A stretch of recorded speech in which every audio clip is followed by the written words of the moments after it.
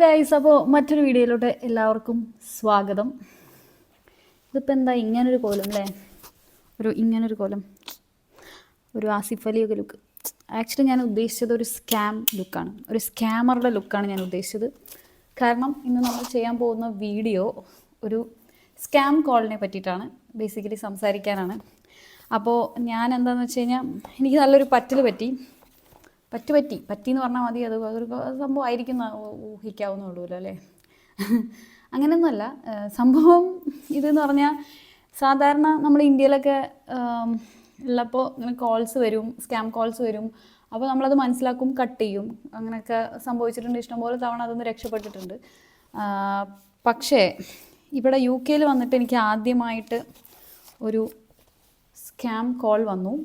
അതിൽ ഞാൻ ചെറുതായി ഒന്ന് പെട്ടു എന്ന് വേണമെങ്കിൽ പറയാം. പക്ഷേ ആ പെട്ടത് കൊണ്ട് എന്താ വെച്ചാൽ, എനിക്ക് നിങ്ങളോട് ഈ കാര്യം പറയാൻ സുഖമായി എന്നുള്ളതാണ്. അപ്പോൾ എനിക്ക് തോന്നി ആരും എൻ്റെ പോലെ എന്ന് പറഞ്ഞാൽ എൻ്റെ പൈസ ഒന്നും പോയിട്ടില്ല, ദൈവം സഹായിച്ചെന്ന് വേണമെങ്കിൽ പറയാം.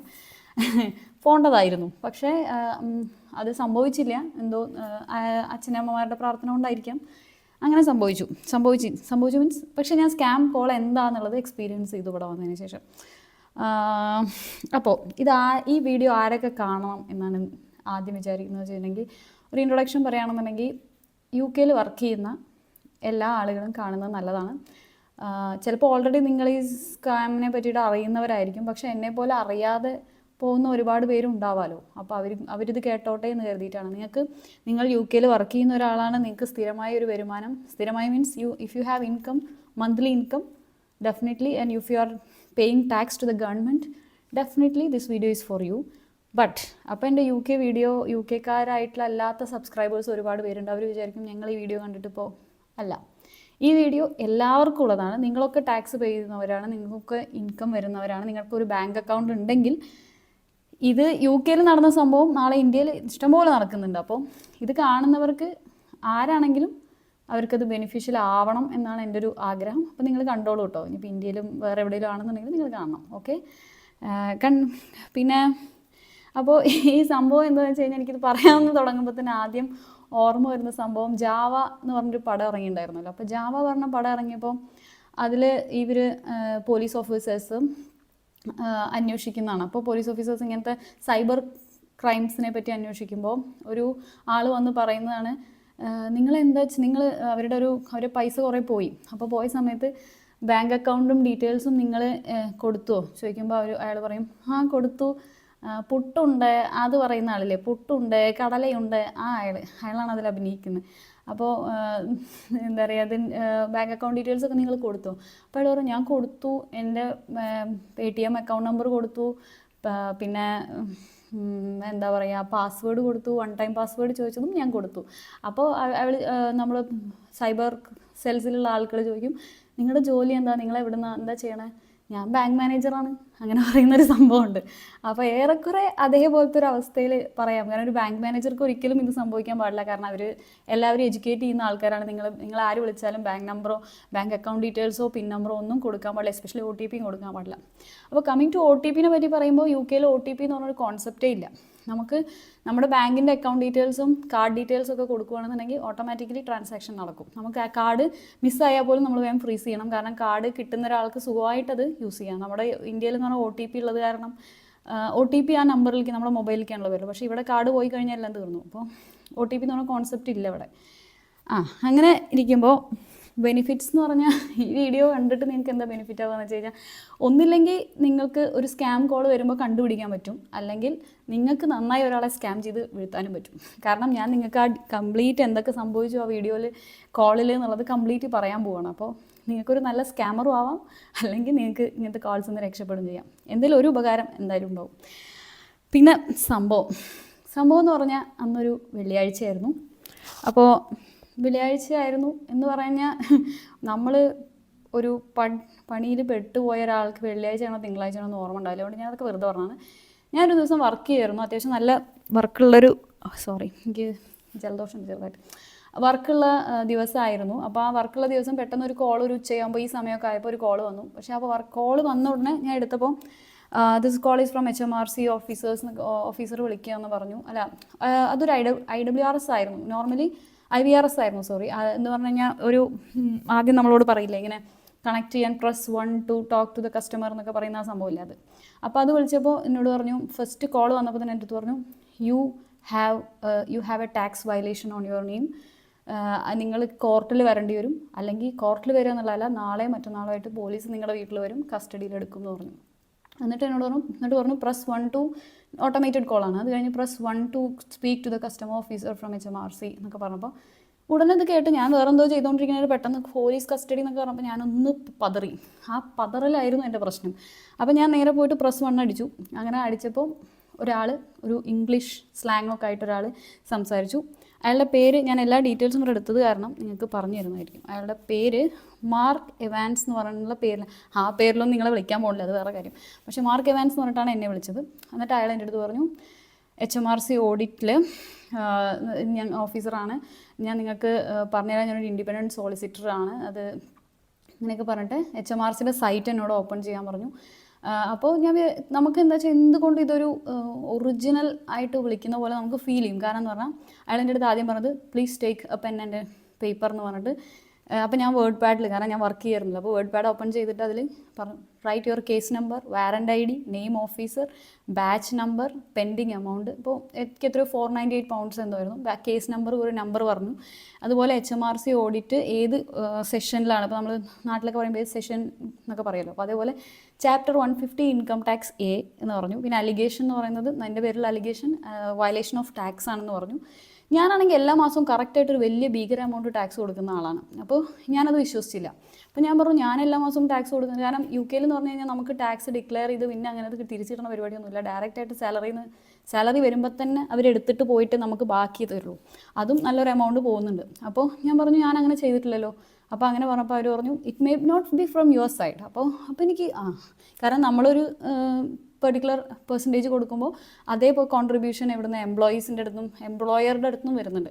അപ്പോൾ എന്നോട് ചിലപ്പോൾ അത് എംപ്ലോയറുടെ ഭാഗത്തു നിന്നായിരിക്കാം. അപ്പോൾ നിങ്ങൾക്ക് 2 ഓപ്ഷനാണ് നിങ്ങളുടെ മുമ്പിലുള്ളത്. ഒന്നെന്ന് പറഞ്ഞാൽ ഔട്ട് ഓഫ് കോർട്ട് സെറ്റിൽമെൻറ്റ് ചെയ്യാം. ആദ്യം ഈ 498 എനിക്ക് വന്ന ഫൈൻ ഉണ്ടല്ലോ അത് പേ ചെയ്യാം,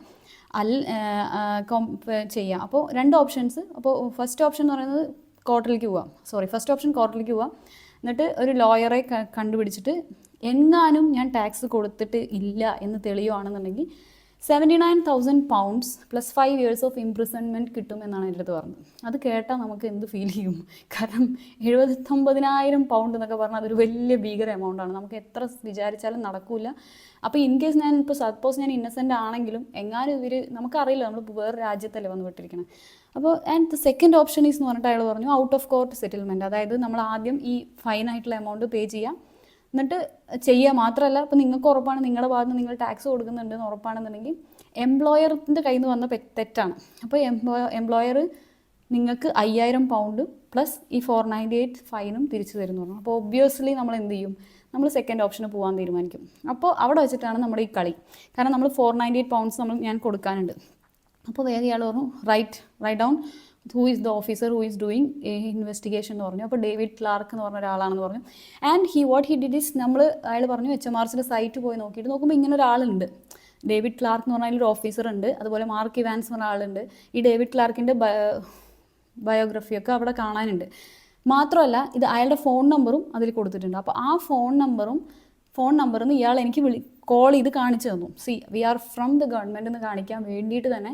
അപ്പോൾ എനിക്ക് ആയിരിക്കുമോ ദൈവമേ. അപ്പോൾ എന്താ പറയുക വെച്ചാൽ ഞാൻ എന്തെങ്കിലും ഒരു ഡൗട്ട് ചോദിക്കുമ്പോൾ അയാൾ പറയും if you are not going to do this in this today then the police will come to and take you for custody എന്ന് പറയും. അപ്പോൾ നമ്മൾ പേടിക്കും സ്വാഭാവികമായിട്ടും. അപ്പോൾ ഒന്നില്ലെങ്കിൽ നിങ്ങൾ ഈ കോൾ തുടങ്ങുമ്പോൾ തന്നെ നിർത്തിപ്പിക്കണം, അല്ലെങ്കിൽ നിങ്ങളിത് കയറി കഴിഞ്ഞ് കഴിഞ്ഞാൽ നിങ്ങൾക്ക് ഇങ്ങനെയൊക്കെ വരും നിങ്ങൾ ഓൾറെഡി അറിഞ്ഞിരിക്കണം. അപ്പോൾ ഞാൻ പറയുമ്പോൾ നിങ്ങൾക്ക് മനസ്സിലാവും, അല്ലെങ്കിൽ നിങ്ങളതിൽ പേടിച്ചു പോകും. അപ്പോൾ ഞാൻ അത് കുറച്ച് പേടിച്ചു എന്നുള്ള സത്യം. ബാച്ച് നമ്പറും ഓഫീസർ ഹു ഡു ഇൻവെസ്റ്റിഗേഷൻ അങ്ങനെ ആൾക്കാരുടെ പേരും ഒക്കെ എനിക്ക് പറഞ്ഞു തന്നു. എല്ലാം എന്തുകൊണ്ടും കൊണ്ട് എഴുതിപ്പിച്ചു. സോഫാർ എന്താ വെച്ചാൽ എനിക്ക് നല്ല ഒരു വിശ്വാസം വരുമല്ലോ. അപ്പോൾ കാരണം HMRCയുടെ സൈറ്റ് എന്നുള്ള നമ്പറിൽ നിന്ന് എനിക്ക് വിളിച്ച് വരെ കാണിച്ചു തന്നു. അപ്പോൾ നമുക്കൊരു രീതിയിലും ഇത് തെറ്റാണെന്ന് തോന്നാനുള്ളൊരു ചാൻസ് കിട്ടുന്നില്ല. അത് കഴിഞ്ഞിട്ട് എന്നോട് പറഞ്ഞു എൻ്റെ പേരിലുള്ള അലിഗേഷൻസ് എഴുതാൻ പറഞ്ഞു. എൻ്റെ പേരിൽ അലിഗേഷൻ എന്ന് പറഞ്ഞിട്ട് അയാൾ എനിക്ക് തന്നതാണ് violation of revenue tax regulation, violation of theft by deception, wilful misrepresentation of the information to government organisation for tax evasion, violation of HMRC taxation revenue code, arrest warrant issued by local authority. ഇതാണ് എൻ്റെ പേരിലുള്ള charges. ഇതൊക്കെ കേൾക്കുമ്പോൾ തന്നെ ഞാൻ വെള്ളം കുടിക്കേണ്ട അവസ്ഥയ്ക്ക് എത്തിയിട്ടുണ്ടായിരുന്നു ഏറെക്കുറെ. കാരണം ഇത് നോർമലി ഇന്ത്യയിൽ നിന്ന് സംഭവിക്കുകയാണെങ്കിൽ ഞാൻ ഇത്രയും വിശ്വസിക്കില്ലായിരുന്നു. കാരണം എന്ന് വെച്ചാൽ എനിക്ക് പല സമയത്തും ഇങ്ങനത്തെ സ്കാം കോൾസ് വന്നിട്ട് ഞാൻ അവരെ തിരിച്ച് നന്നായി പണി കൊടുത്ത് ചെയ്തിട്ടുണ്ട്. പക്ഷേ ഇവിടെ എന്താ സംഭവിച്ചു കഴിഞ്ഞാൽ ഇവിടുത്തെ ഒരു കേസ് എന്ന് പറഞ്ഞാൽ നമുക്ക് ചിലപ്പോൾ ഒരു ലെറ്റർ വരും, ഫൈൻ ഉണ്ട് എന്നൊക്കെ പറഞ്ഞിട്ട്. അപ്പോൾ നമ്മൾ അവിടെ ഇവിടെയൊക്കെ പാർക്ക് ചെയ്തിട്ടുണ്ടാവും. ആ പാർക്ക് ചെയ്തത് ചിലപ്പോൾ പെയ്ഡ് പാർക്കിംഗ് ആയിരിക്കും, നമുക്കത് അറിയുണ്ടാവില്ലായിരിക്കും. അങ്ങനെ 2-3 സിറ്റുവേഷൻ വന്നിട്ടുണ്ട്. അത് മാത്രമല്ല അതിൻ്റെ ഒരു 2-3 ദിവസം മുമ്പ് എനിക്കൊരു ലെറ്റർ വന്നിട്ടുണ്ടായിരുന്നു. ഞാൻ അത് കംപ്ലീറ്റ് വായിച്ചു നോക്കിയില്ല. അപ്പോൾ അതെന്തോ ആക്ഷൻ എടുക്കുന്ന ഒരു ലെറ്റർ ആയിരുന്നു. അപ്പോൾ ഞാൻ വിചാരിച്ചു അയ്യോ ഇനിയിപ്പോൾ ഇത് കണക്റ്റഡ് ആയിരിക്കുമോ എന്ന് എവിടെയോ എൻ്റെ മനസ്സിൽ ഓൾറെഡി ലെറ്റർ വന്നു, ഞാനത് ശ്രദ്ധിക്കാത്തതുകൊണ്ടായിരിക്കും എനിക്ക് കോൾ വന്നതെന്നാണ് ഞാൻ വിചാരിച്ചത്. അപ്പോൾ ഞാൻ പറഞ്ഞു ഓക്കെ, ഞാൻ സെക്കൻഡ് ഓപ്ഷന് പോകാൻ തീരുമാനിച്ചു എന്ന് അയാളോട് പറഞ്ഞു. കാരണം സെക്കൻഡ് ഓപ്ഷനാണല്ലോ നമുക്ക് എളുപ്പം, 498 pounds അടയ്ക്കുക. അപ്പോൾ do you have balance in your account ചോദിച്ചു. വളരെ സിൻസിയറായി ഞാൻ പറഞ്ഞു ഉണ്ട്, ബാലൻസ് ഉണ്ട്. അപ്പോൾ അയാൾ പറഞ്ഞു okay then go let's do the payment. അതിന് മുമ്പ് അയാൾ പറഞ്ഞു ഗവൺമെൻറ് ലോയറുടെ പേര് എനിക്ക് പറഞ്ഞു തന്നു. ഇൻഡിപെൻഡൻറ്റ് അഡ്വൈസറും സീനിയർ സോളിസിറ്ററുമാണ് ഇയാൾ എന്ന് പറഞ്ഞിട്ടാണ് ഇയാൾ വിളിക്കുന്നത്. ഇനി ഇയാൾ ഗവൺമെൻറ്റിൻ്റെ ഭാഗത്തുള്ള ലോയർ ബാർ സോളിസിറ്റർക്കാണ് നമ്മൾ ഈ കാശ് അടയ്ക്കേണ്ടത് ഇപ്പോൾ. അപ്പോൾ അയാളുടെ പേര് എന്ന് പറഞ്ഞു സായ് സിംഹ റെഡ്ഡി കുണ്ടുരു എന്ന് പറഞ്ഞു. ഈ കുണ്ടുരു എന്ന് എൻ്റെ പേരിൽ എനിക്കൊരു ഫ്രണ്ട് ഉണ്ട് ആന്ധ്രയിലുള്ളത്. അപ്പം ഞാൻ വിചാരിച്ചു ഇതൊരു ആന്ധ്ര പേരാണല്ലോ, ഇതെങ്ങനെ ഇപ്പോൾ ഒരു ഗവൺമെൻറ് ഒഫീഷ്യലിന് വരിക? HMRCയുടെ ഫസ്റ്റ് ഓഫ് ഓൾ HMRC എന്താണെന്ന് നിങ്ങൾക്ക് അറിയുമെന്ന് ഞാൻ വിചാരിക്കുന്നു. HMRC എന്ന് പറഞ്ഞാൽ ഇവിടുത്തെ ടാക്സ് കാര്യങ്ങളൊക്കെ ഡീൽ ചെയ്യുന്ന ഗവൺമെൻറ്റിൻ്റെ വിങ്ങാണ്.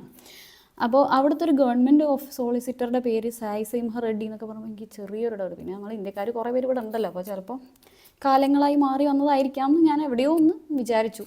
അപ്പോൾ അത് എന്നാലും അവിടെ ഒരു ഡൗട്ട് ഫീൽ ചെയ്തു. അത് കഴിഞ്ഞ് പിന്നെ എന്നാൽ പേയ്മെൻറ്റ് ചെയ്യാമെന്നായി. അപ്പോൾ ഓക്കെ എന്ന് പറഞ്ഞു. ഞാൻ അങ്ങനെ പേയ്മെൻറ്റ് എടുക്കാനോ. അപ്പോൾ ഞാൻ പറഞ്ഞു see why I have to do the payment. അപ്പോൾ എന്നോട് പറഞ്ഞു ഓക്കെ ഫസ്റ്റ് അയാൾ പറഞ്ഞു you don't say anything the card number or anything, just do the payment to this particular number എന്നൊക്കെ പറഞ്ഞു. അപ്പോൾ ഞാൻ ഓക്കെ എന്നാൽ ശരി, എന്നാൽ അത് സോൾവ് ചെയ്ത് കസ്റ്റഡി പോലീസ് നാളെ തന്നെ പിടിച്ചോണ്ട് പോയില്ലേ. അങ്ങനെ പേടിച്ച് ഞാൻ അവിടെ നിന്നു. അപ്പോൾ ശരി 498 pound 498 pound എന്ന് പറഞ്ഞിട്ട് ഞാനത് അടയ്ക്കാൻ വേണ്ടി റെഡിയായി. പിന്നെ ഇയാളുണ്ടല്ലോ, അപ്പം ഞാൻ ഇടയിൽ പറഞ്ഞത് സ്കാം ആണോ, ഞാൻ എങ്ങനെ തിരിച്ചറിയും എനിക്കറിയില്ല. അപ്പം ഞാൻ പറഞ്ഞു ഞാൻ ഓൾറെഡി ഗവൺമെൻറ് ഒഫീഷ്യലിൻ്റെ വെബ്സൈറ്റിൽ നല്ലോടോ വിളിക്കുന്നത്, എനിക്ക് ഞാൻ കാണിച്ചു തന്നില്ല, ആ നമ്പറും കാണിച്ചു തന്നു, ഞാൻ ഇതെന്നല്ലേ വിളിക്കുന്നത് കാണിച്ചു തന്നില്ല. അപ്പോൾ ശരി, അത് ഞാൻ പറഞ്ഞ് എനിക്കൊരു ഡൗട്ട് വരുമ്പോഴത്തേന് അയാൾ പറഞ്ഞു എനിക്ക് ഒരുപാട് പേരെ വിളിക്കാനുണ്ട്, ഇതിപ്പോൾ നിങ്ങളുടെ വെറും 498 pounds ആണ്, ഇങ്ങനെ ഒരുപാട് പേർക്ക്, ചില ആൾക്ക് 1000 pounds 1500, അവരൊക്കെ എന്നെ വെയിറ്റ് ചെയ്യണം, എനിക്ക് സമയമില്ല, നിങ്ങൾക്ക് കുറേ സമയമായി ഞാൻ തരുള്ളൂ. ഞാനാണെങ്കിൽ ഇതിൻ്റെ ഇടയിലൊക്കെ ഇങ്ങനെ ചോദിക്കുന്നുണ്ട് സ്കാം കോൾ ആണെങ്കിലോ ഇങ്ങനെയാണെങ്കിലോ അങ്ങനെയാണെങ്കിലോ എനിക്ക് വിചാരിക്കാമല്ലോ എന്നൊക്കെ ഞാൻ പറയുന്നുണ്ട്. അപ്പോൾ ഇയാൾക്ക് ഇറിറ്റേഷൻ വരുന്നുണ്ട്. അങ്ങനെ ഇയാൾ ആദ്യം ഭയങ്കര ബ്രിട്ടീഷ് സ്ലാങ്ങിലൊക്കെ സംസാരിച്ച് കുറച്ച് കഴിഞ്ഞപ്പോൾ സായി സിംഹ റെഡ്ഡി സംസാരിക്കുന്ന പോലെ ആയി. അതായത് ആ സ്ലാങ്ങൊക്കെ ഒന്ന് മാറി, ഒരു ഇന്ത്യൻ സ്ലാങ്ങൊക്കെ ആക്സെൻ്റൊക്കെ ബ്രിട്ടീഷ് ആക്സെൻ്റൊക്കെ മാറി വരാൻ തുടങ്ങി. അപ്പോൾ എനിക്ക് ചെറുതായി ഡൗട്ട് തോന്നും.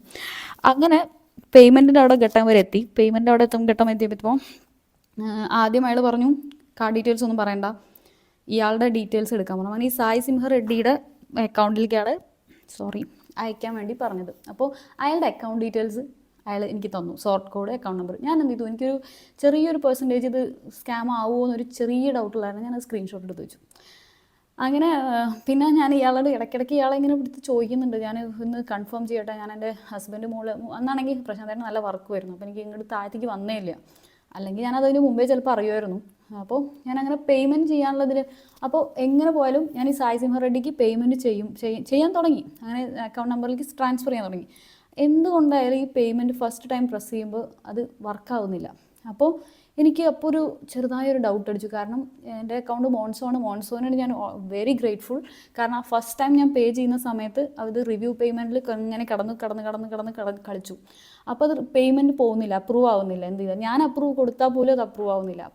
അപ്പോൾ എനിക്ക് തോന്നിയത് എന്തോ സംതിങ് റോങ് ആണ്. കാരണം ഞാനൊരു ഡേറ്റ സയൻസ്, ഇത് കോമഡി എന്ന് പറഞ്ഞു കഴിഞ്ഞാൽ എനിക്കിതൊരിക്കലും സംഭവിക്കാൻ പാടില്ല. കാരണം നമ്മൾ ഏത് IT സെക്ടറിൽ വർക്ക് ചെയ്യുമ്പോഴും, ഏതൊരു കമ്പനിയിൽ പുതുതായി ജോയിൻ ചെയ്യുമ്പോഴും, കമ്പനി മാറി ജോയിൻ ചെയ്യുമ്പോഴും നമുക്ക് കിട്ടുന്ന ആദ്യത്തെ ട്രെയിനിങ് ആണ് എന്താണ് സ്കാം കോൾ, എന്താണ് സ്കാം കോളിൽ കാണിക്കുന്ന അർജൻസി, അങ്ങനത്തെ കുറച്ച് കാര്യങ്ങളൊക്കെ അവർ പറയും. അപ്പോൾ ഇതെനിക്ക് അറിയും ചെയ്യാൻ, എനിക്ക് ഇന്ത്യയിൽ ഇങ്ങനെ സംഭവിച്ചിട്ടുമില്ല. സംഭവിക്കുമ്പോഴൊക്കെ ഞാൻ അതിനെ പിടിച്ചിട്ടുമുണ്ട്. മാത്രമല്ല അതിനുള്ള ആക്ഷൻസ് എടുക്കാനുള്ള പരിപാടി വരെ ഞാൻ ചെയ്യാറുണ്ട്. അപ്പോൾ അങ്ങനെയുള്ള എനിക്കിത് സംഭവിക്കുകയാണോ എന്ന് എനിക്കിങ്ങനെ സംശയം തോന്നി. അപ്പോൾ റിവ്യൂ പേയ്മെൻറ്റ് വന്നില്ല എന്നാണ്. അപ്പോൾ രണ്ടാമത്തെ തൊട്ട് അയാൾ എന്നോട് പറഞ്ഞു കാർഡ് നമ്പർ തരാൻ പറഞ്ഞു. ഞാൻ പറഞ്ഞു കാർഡ് നമ്പർ തരാൻ പറ്റില്ല, കാരണം ഈ പേയ്മെൻറ്റ് എന്തുകൊണ്ട് പോകുന്നില്ല എന്നുള്ളത് എനിക്ക് ഡൗട്ട് ഉണ്ടെന്ന് പറഞ്ഞു. അപ്പം അയാൾ പറഞ്ഞു പോലീസ് വരും ഇപ്പോൾ, കളിക്കണ്ട, വല്ലാതെ കളിച്ച് കഴിഞ്ഞ് കഴിഞ്ഞാൽ എനിക്ക് അടുത്ത കോളേജിൽ പോകാനുള്ള സമയം. ഇതൊക്കെ പറയുമ്പോഴേക്കും അയാളുടെ ബ്രിട്ടീഷ് സ്ലാങ്ങൊക്കെ പോയി ആകെ ഇന്ത്യൻ സ്ലാങ്ങിലേക്കൊക്കെ എത്തിയാണ്. ഏറെക്കുറെ നമ്മുടെ ആൾക്കാർ സംസാരിക്കുന്ന പോലെ. അപ്പോൾ തന്നെ എനിക്ക് സംശയം തോന്നി. ആദ്യം മാർക്ക് ഇവാൻസിൻ്റെ സൗണ്ട് പോലെയൊക്കെ, ഒരു ബ്രിട്ടീഷുകാരൻ്റെ സൗണ്ട് പോലെ, പിന്നെ ഇപ്പോൾ ഈ സിഗ്മ റെഡ്ഡി പോലെയൊക്കെ ആയോ എന്ന് എനിക്ക് തോന്നി. എന്നിട്ട് ഞാൻ ഗത്യന്തരമില്ലാണ്ട് അതുവരെ ആരും കാണും ചെയ്യാതിരുന്നപ്പോൾ ഞാൻ ശരി കാർഡ് ഡീറ്റെയിൽസ് കൊടുക്കാം എന്നുള്ളൊരു ലെവലിലേക്ക് എത്തി. അങ്ങനെ കാർഡ് ഡീറ്റെയിൽസ് കൊടുക്കാൻ നിൽക്കുമ്പോഴാണ് ഞാൻ എന്തായാലും ഓൺലൈനായിട്ട് ഇരിക്കുകയാണ്. അപ്പോൾ ഇങ്ങനെ അടിക്കുന്ന സമയത്ത് പെട്ടെന്ന് HMRC സ്കാം കോൾ എന്നൊക്കെ പറഞ്ഞിട്ട് കണ്ടു. അപ്പോൾ ഞാൻ ഓക്കെ കാർഡ് ഡീറ്റെയിൽസ് കൊടുക്കാൻ തുടങ്ങിയിട്ട് ഞാൻ പറഞ്ഞു ഇത് പേയ്മെൻറ്റ് സക്സസ് ആവുന്നില്ല. ഞാൻ പേയ്മെൻറ്റ് അപ്രൂവ് ചെയ്യാതിരുന്നു. അപ്രൂവ് ചെയ്താലാണ് അത് വരുള്ളൂ. അയാൾക്കറിയാം നെക്സ്റ്റ് സ്റ്റെപ്പ് എന്താ, പക്ഷേ ചെയ്തില്ല. അങ്ങനെ കുറച്ച് കഴിഞ്ഞ് എനിക്ക് ഈ നെറ്റിൽ കൂടെ നോക്കിയപ്പോൾ എനിക്ക് മനസ്സിലായി സ്കാം കോൾ ഇങ്ങനെയൊക്കെ വരും എന്ന്. അപ്പോൾ ഞാൻ വിചാരിച്ചു 1 മിനിറ്റ് പോസ് ചെയ്തിട്ട് ഞാൻ കട്ട് ചെയ്തു ഫോണ്. പിന്നെ അവർ വിളിച്ചില്ല. പിന്നെ ഇന്നലെ മിനിഞ്ഞാന്നിട്ട് അവർ വിളിക്കാൻ ശ്രമിച്ചു. അപ്പോൾ ഞാൻ കട്ട് ചെയ്തു ഫസ്റ്റ് തന്നെ. പക്ഷേ ഞാനത് എടുത്ത് റെക്കോർഡ് ചെയ്തിട്ട് ഈ വീഡിയോൻ്റെ കൂടെ ഇട്ടാൽ നന്നായിരുന്നു എന്ന് പിന്നെ എനിക്ക് തോന്നി. ഞാൻ സംസാരിക്കുമ്പോൾ എനിക്കറിയാമല്ലോ അപ്പോൾ അത് സ്കാം ആണെന്നുള്ളത്. അപ്പോൾ ഒരു 498 പൗണ്ട് പോവാതെ രക്ഷിച്ചത് ആരാന്ന് ചോദിച്ചാൽ ഫസ്റ്റ് മോൺസോ തന്നെയാണ്. കാരണം എന്താ വെച്ച് കഴിഞ്ഞാൽ അവർക്ക് മനസ്സിലായി, എനിക്കറിയാം ഇതിൻ്റെ അൽഗോറിതം എങ്ങനെ വർക്ക് ചെയ്യുന്നതെന്നൊക്കെ. Being a data science student scam call ഡിറ്റക്ഷനൊക്കെ അൽഗോറിതം മോഡലിംഗ് ചെയ്ത് വെച്ചിട്ടുണ്ട്. അപ്പോൾ അവർക്ക് ഓൾറെഡി ഈ നമ്പറിൽ നിന്നുള്ള ട്രാൻസാക്ഷൻസിനെ പറ്റി അവർക്ക് അറിയുന്നുണ്ടാവും. അപ്പോൾ അവരൊരിക്കലും അത് അപ്രൂവ് ചെയ്യില്ല, അവർക്ക് ഡൗട്ട് വന്നു കഴിഞ്ഞാൽ. ബാങ്ക് ഒരുപാട് രക്ഷിച്ചു എന്ന് വേണമെങ്കിൽ ഫസ്റ്റ് ടൈം പറയാം. രണ്ടാമത്തെ തവണ ആയപ്പോഴേക്കും എനിക്ക് കാര്യം മനസ്സിലായി, ഞാനത് വിട്ടു. അപ്പോൾ പിന്നെ അയാളുടെ ക്ഷമയും അയാൾക്ക് ദേഷ്യമൊക്കെ പാട് കണ്ടപ്പോൾ നിങ്ങൾക്ക് എന്താ മനസ്സിലാക്കിയിട്ടുണ്ടെന്ന് വെച്ച് കഴിഞ്ഞാൽ ഇങ്ങനത്തെ HMRC ആണെന്ന് പറഞ്ഞിട്ട് ആൾക്കാർ വിളിക്കും.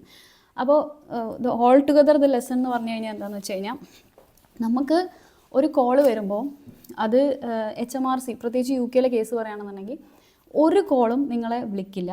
ഒരു ഗവൺമെൻറ് ഒഫീഷ്യലും നിങ്ങളെ വിളിച്ചിട്ട് പറയില്ല നിങ്ങൾക്ക് ഇങ്ങനെ പ്രശ്നമുണ്ട്, നിങ്ങൾക്ക് ടാക്സ് ഉണ്ട്, നിങ്ങൾക്ക് പെനാൽറ്റി ഉണ്ട്. ഓക്കെ, ഇനി പെനാൽറ്റി ഉണ്ടെങ്കിൽ തന്നെ അത് ലെറ്റർ വഴി വരുള്ളൂ. ഓക്കെ, ഫസ്റ്റ് ലെറ്റർ അയക്കുള്ളൂ. അവർ ലെറ്റർ അല്ലാതെ വേറൊരു കമ്മ്യൂണിക്കേഷൻ അവർ ചെയ്യില്ല. ഒരിക്കലും ഒരാളുടെ ഫോണിലേക്ക് ഡയറക്റ്റായിട്ട് വിളിക്കില്ല.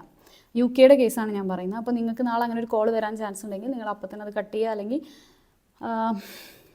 നിങ്ങൾക്ക് അതിൻ്റെ ഡീറ്റെയിൽസ് കളക്ട് ചെയ്യാം. ഞാൻ ചെയ്ത പോലെ വേണമെങ്കിൽ അയാളുടെ അക്കൗണ്ട് നമ്പറും സോർട്ട് കോഡ് ഞാനത് അപ്പം തന്നെ എടുത്ത് HMRCക്കും അയച്ചു കൊടുത്തു.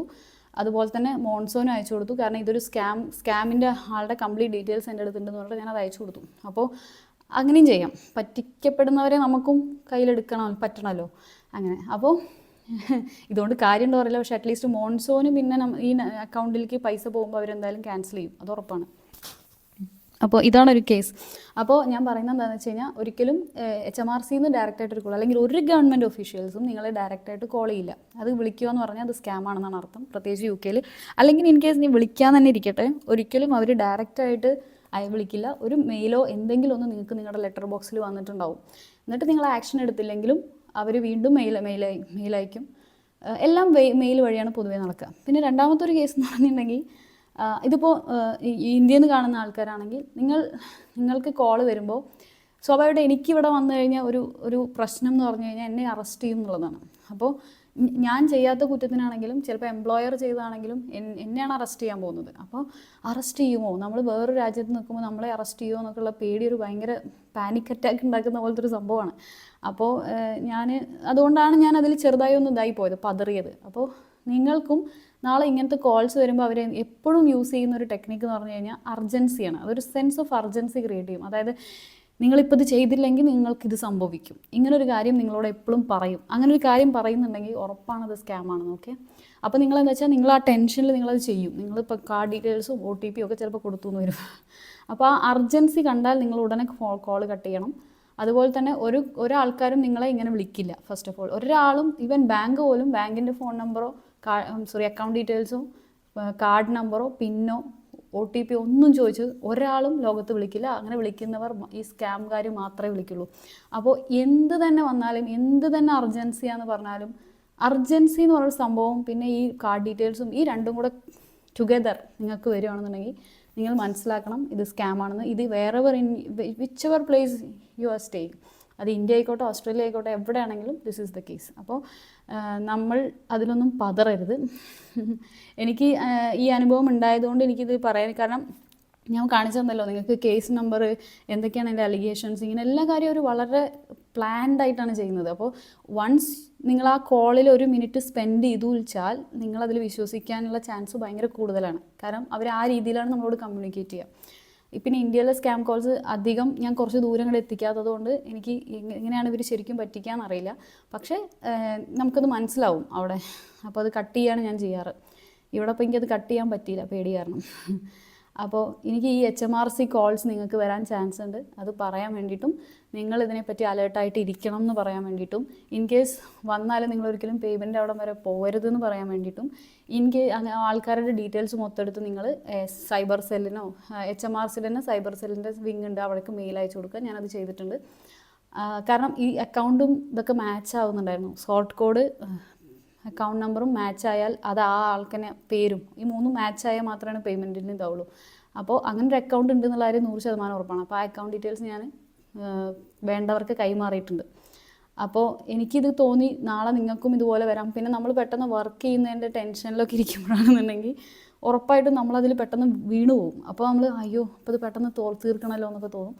അങ്ങനെ പല പല രീതിയിലുള്ള അർജൻസി ഇവർ ക്രിയേറ്റ് ചെയ്യും. അപ്പോൾ അതിൽ ആ ട്രാപ്പിലൊന്നും നിങ്ങൾ വീഴരുത്. ഇത് പറയാൻ വേണ്ടിയിട്ടാണ് ഞാൻ ഈ വീഡിയോ ചെയ്തത്. എൻ്റെ സ്വന്തം അനുഭവം വെച്ചിട്ട് പറയാമെന്ന് വിചാരിച്ചു. ശ്രദ്ധിക്കണ്ട അമ്മാനെ, ഇനി ആവർത്തിക്കില്ല അമ്മ. ഇങ്ങനത്തെ ട്രാപ്പുകളിലൊന്നും വീഴാതിരിക്കാം.